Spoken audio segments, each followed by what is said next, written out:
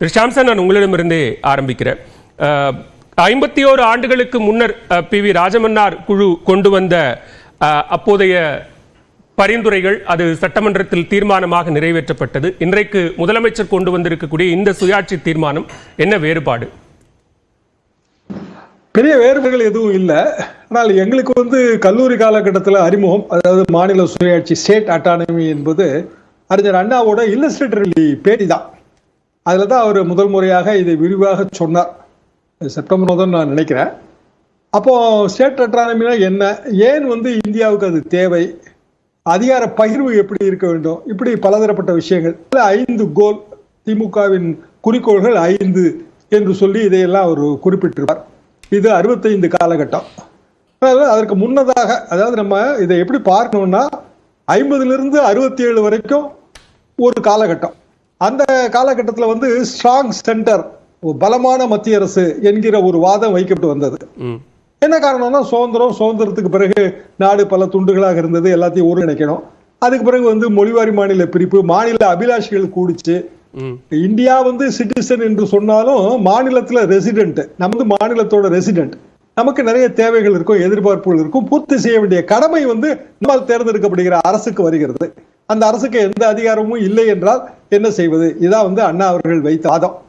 அதற்கு பிறகு 67 ஆட்சி மாற்றம், 69 தான் நீங்கள் ஆரம்பத்தில் குறிப்பிட்டார்கள். அது 51 ஆண்டுகள், அந்த 74 வைக்கிறார்கள். ஆனால் அரசாணை மூலமாக ராஜமன்னார் குழு என்பது 69.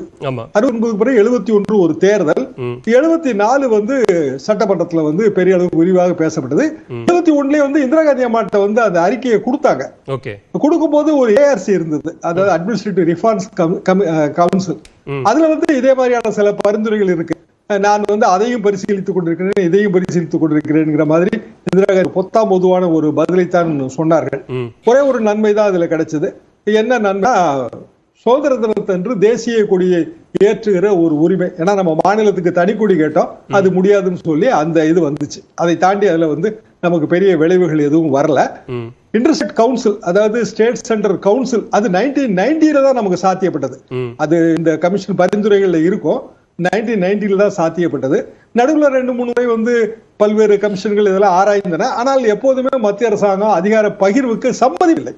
இது காங்கிரஸ் கட்சிக்கும் பொருந்தும், பாரதிய ஜனதாவுக்கும் பொருந்தும். ஆனால் அதையெல்லாம் தாண்டித்தான் தமிழ்நாடு இந்த உரிமை முழக்கத்தை வைத்துக் கொண்டே வருகிறது. நடுவில் வெஸ்ட் பெங்கால்ல மார்க்சிஸ்ட் கம்யூனிஸ்ட் கட்சி கவர்மெண்ட் இதை பெரிய அளவுக்கு வலியுறுத்தினார்கள். பிற மாநிலங்களும் இதை பெரிய அளவுக்கு வலியுறுத்தின.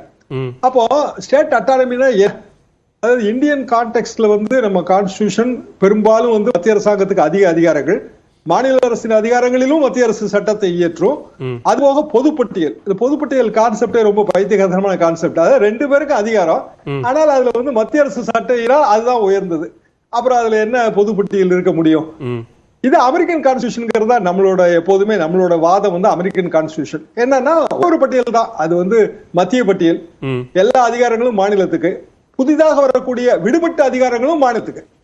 இப்படிதான் அந்த கான்ஸ்டிடியூஷன். ஆனால் அதை மத்திய அரசாங்கம், குறிப்பாக 2 கட்சியோட அரசாங்கமுமே அதை ஏற்றுக்கொள்ளவில்லை என்பது ரொம்ப துரதிருஷ்டவசமான விஷயம். அப்படியான ஒரு நிலைமையில் அப்போதுமே இது பிரிவினைவாதம் சொன்னாங்க. ரொம்ப ஜாக்கிரதையா இது பிரிவினைவாதம் அல்ல என்பதையும் கலைஞர் விளக்கி பேசியிருப்பாரு.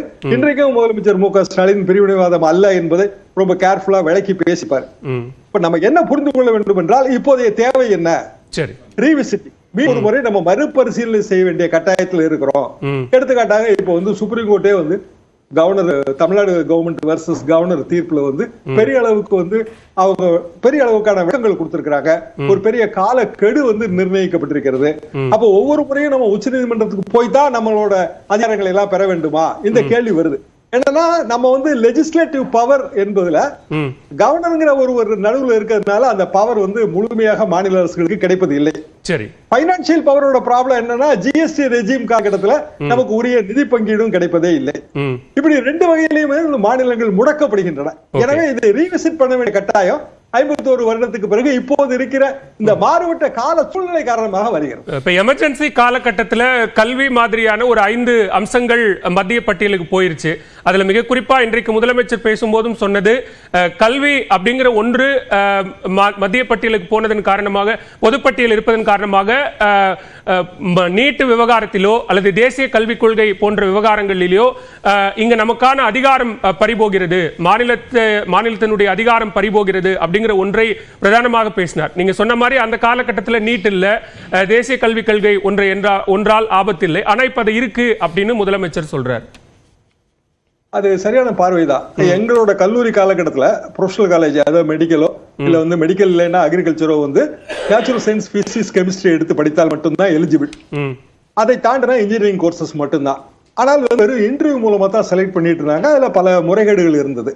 அதுக்கு பிறகு நம்ம வந்து ப்ரொஃபஷனல் என்ட்ரன்ஸ் டெஸ்ட் இங்கே கொண்டு வந்தோம். தமிழ்நாடு அளவுல ஒரு பிஇடி, அதுல வந்து கோச்சிங் இன்ஸ்டிடியூட் தான் திருப்பி பலம் இருந்தது. அதற்கு பிறகு அதை மாற்றி 50% பிஇடி மார்க்கு, 50% +2 மார்க்னு கொண்டு வந்தோம். அதுவும் சரியில்லைன்னு பிறகுதான் நம்ம பல்வேறு பரிசோதனைக்கு பிறகுதான் இப்ப நம்ம கடைபிடிக்க முறையான +2 மதிப்பெண் அடிப்படையில் தரவரிசை பட்டியல், அதன் அடிப்படையில் வந்து ப்ரொஃபஷனல் காலேஜஸ்ல குறிப்பாக மெடிக்கல் அவங்களுக்கான என்ட்ரி என்று நம்ம முடிவு செய்தோம். ஆனா தேசிய கல்விக் கொள்கைங்கிற பெயர்ல இதுல வந்து மாநில அதிகாரம் முழுமையாக பறிக்கப்படும். என்ன காரணம்னா நீங்க சொல்றதுதான், பொதுப்பட்டியல இருக்கிற ஒரு விஷயம், கல்வி பொதுப்பட்டியல இருக்கு. அப்பவே வந்து அண்ணா வந்து அதை கேட்பாரு. கல்வி என்பது வந்து மாநிலக்கும் ஒரு அமைச்சர், மத்தியிலும் ஒரு அமைச்சர். ஆனால் கல்வி வந்து மாநில பட்டியலில் இருக்கிறது. ஏன்னா அண்ணா காலத்தில் அது மாநில பட்டியல் தான் இருந்தது. அண்ணா முதலமைச்சரான பிறகு ஒரு குறிப்பிட்ட விஷயத்த சட்டமன்றத்தில் பேசியிருப்பாரு. கள்ளக்குறிச்சியிலே சர்க்கரை ஆலை, ஆனால் அந்த சர்க்கரை ஆலைகளை விளைகிற சர்க்கரையை வெளியே எடுத்து வருவதற்கு டெல்லியில் இருந்து அனுமதி வேண்டியது இருக்கிறது. இங்கு சர்க்கரை பஞ்சம் நிலவுகிறது. முதலமைச்சருக்கு போது சொன்னது இது எல்லாமே வந்து எங்க மத்தியில ஒரு மிகப்பெரிய எழுச்சியை உண்டு பண்ணிய விஷயங்கள். அன்பார்ச்சுனேட்லி அரை நூற்றாண்டு ஆன பிறகும் மீண்டும் ஒரு முறை இதை வந்து நாம் எடுத்துரைக்க வேண்டிய கட்டாயத்துல ஒருவேளை நல்லது. என்னன்னா புதிய தலைமுறைக்கு, இந்த ஜெனரேஷனுக்கு இந்த போராட்டத்தோட வடிவம் என்ன, இது வெறுமனே அரசியல் போராட்டமா, உரிமை சார்ந்த போராட்டமா, தலைப்பு வச்சிருக்கீங்கல்ல, உரிமை சார்ந்த போராட்டமா அரசியலான்னு, அதற்கான விடை வந்து நம்ம இளைய தலைமுறைக்கு கடத்துவதற்கு இன்றைய தீர்மானம் பெரிதும் உதவியாகும். நிச்சயமா முதற்கட்ட பார்வையை எடுத்துக்கிறேன். திரிஷாம், தொடர்ந்து பேசலாம். திரு கான்ஸ்டன்ட் ரவீந்திரன், இன்னைக்கு தமிழ்நாடு சட்டமன்றத்தில் முதலமைச்சரால் கொண்டு வரப்பட்டிருக்கிற இந்த சுயாட்சி தீர்மானம்ங்கிறது ஒரு தேர்தல் நேர பரபரப்பு, ஒரு பிரிவினைவாதத்தை தூண்டக்கூடிய செயல் அப்படின்னு பாஜக விமர்சிக்குது. இப்போ அதை கொண்டு வந்திருப்பதனுடைய நோக்கம் என்ன?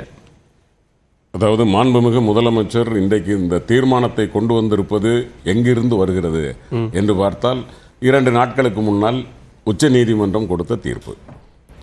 உச்சநீதிமன்றம் என்ன சொல்லி இருக்கிறது, ஆளுநர் தேவையா தேவையில்லையா என்கிற இடத்தில் அது எங்கே வந்து நிறுத்தி இருக்கிறது. ஒன்று, நீட்டு தேர்விற்கு நாம் இதுவரைக்கும் பொறுமையாக பார்த்து கொண்டிருந்தோம், நமக்கான உரிமை பாதுகாக்கப்படும் என்று.